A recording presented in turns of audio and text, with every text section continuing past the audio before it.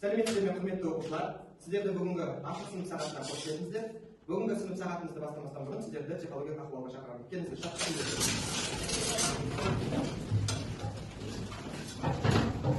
шеңберге тұра қаламыз.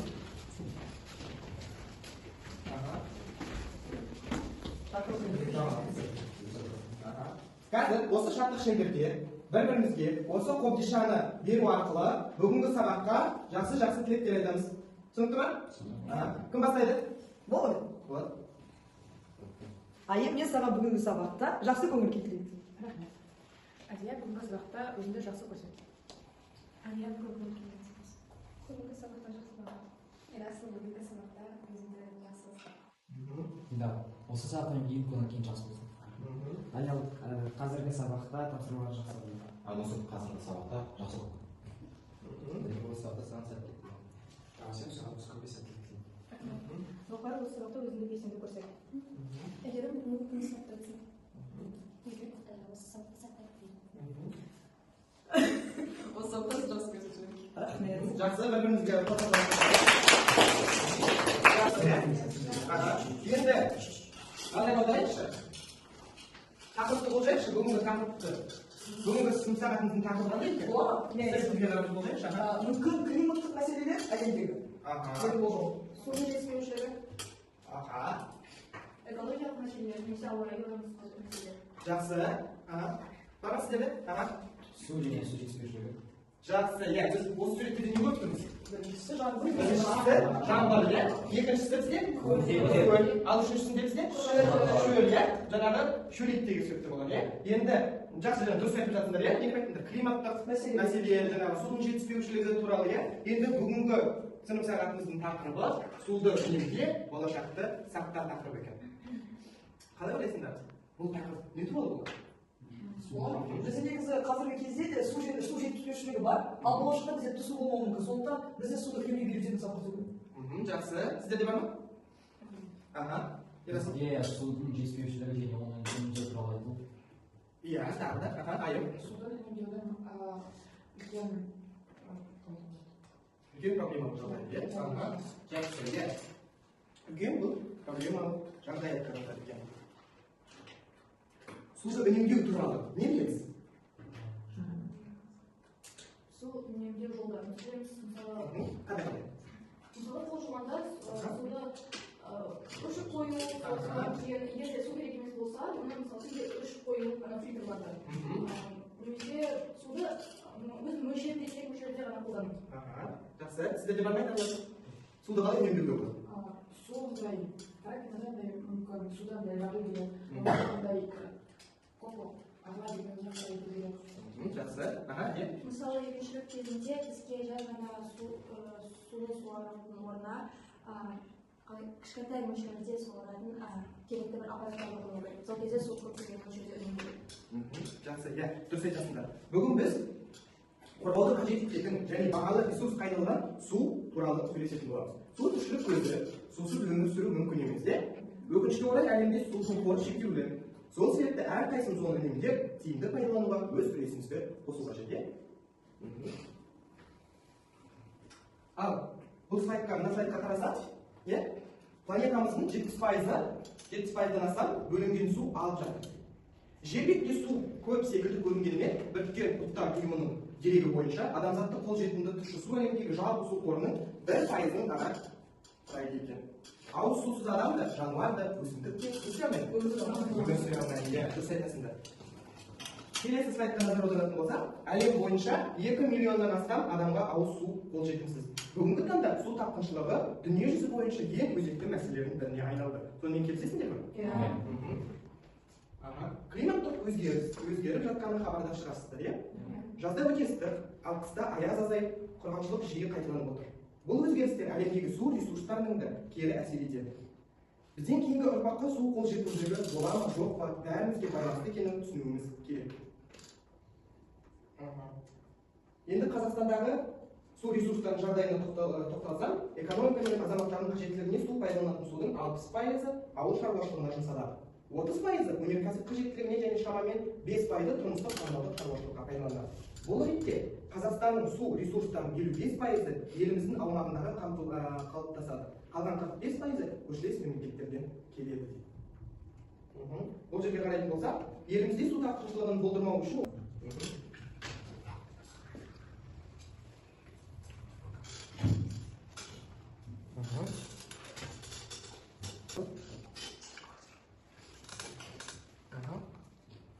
жақсы. Енді қане түстерімізді көрсетейікші.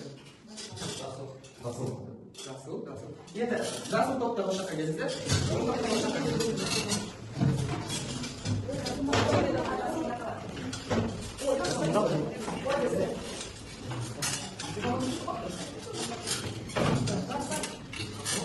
Ал бөлінді, қазір енді топқа бөлінді. Қазір енді мен сіздерге суға байланысты, суды үнемдеу байланысты, не болмаса суды проблемаға байланысты жағдаяттар беремін. Сол жағдаятты топтасып шешеміз. Жақсы ма? Не дейді? Мынау осы топқа, мынау осы топқа. Қанша? 5 минут. Жете ма? 5 минут.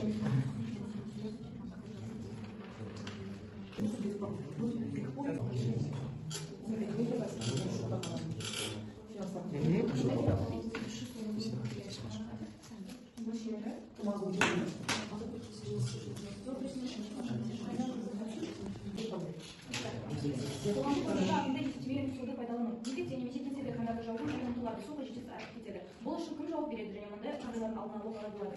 Мысалда қалай айтуға болады? Мектепте немесе кеңседе қандарды кім оған жауап береді десек, менің ойымша ол мектеп әкімшілігі немесе ең басты завхоз жауап береді деп ойлаймын. Яғни қандарды бақылап отыру керек. Олар дұрыс шабуылы ма немесе де су ағып жатқан жоқ па дегендей.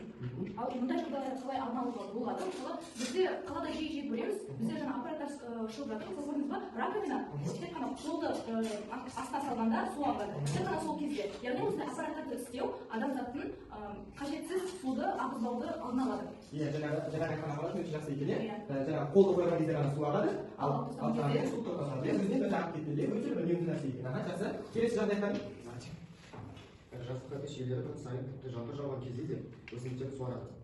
Су босқа кетеді, ағып кебе бастайды. Суару әдеттерін не өзгертуге болады? Мұнда бірінші қате ол гүлдерді көп суару өсімдіктерді. Жаңбыр болған кезде де, алдымен жаңбыр болған кезде мысалы гүлдерді суармай қоюға болады. Және Пәтерде бірнеше күн бойы крадан су тамшылайды, бірақ иелері оны төлеуге асықпайды. Бір айда 5 литрден су жоғалады. Бұл шоттың экологияға қалай әсер етеді? Экологияға әсері таза тұщы су канализацияға кету арқылы ысырап болады. Әсіресе және тұщы су машина шампен жуу. Автокөлік иесі бір уақытта 3 литрден астам су жұмсап, машинаны ашық кранмен шампен жуады.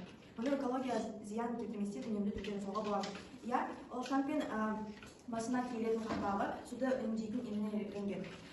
Бұл бізге судың көптеген мөлшерін үнемдеуге көмектеседі. Жақсы. Енді келесі кезекте қазір мен сіздерге бір тақырыптан беремін. Сол тақырыпқа постер қорғайық, жақсы ма? Мынау сендерге. Осы тақырып бойынша постер қорғайық.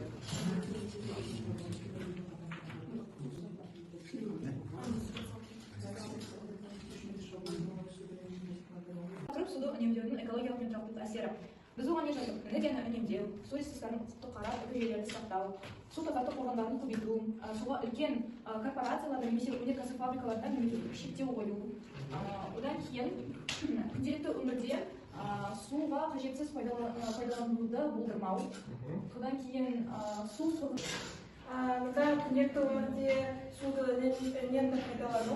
Үнемдеуге қарапайым қадамдар. Мысалы, жаңбыр суын мал шаруашылығынан пайдалану, және оларды жинау. Сосын жерге суды үнемді пайдалану, яғни жаңбыр суымен суару. Осы бачықпен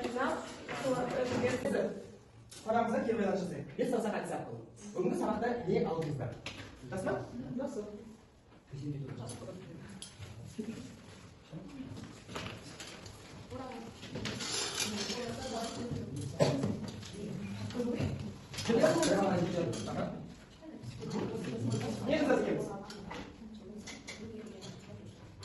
Суды үнемдеуге үйрендім, сабақ ұнады, көңіл-күйім тамаша болды.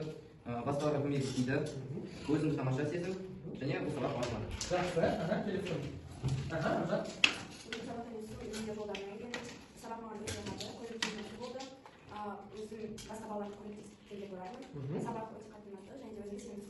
Жақсы, келесі. Әже? бүгінгі сабақта суды үнемдеудің жалпы білді. Содан кейін жақсы болды. Сосын бүгінгі сабақ маған ұнады. Басқаларға көмегім тиді деген үміттемін.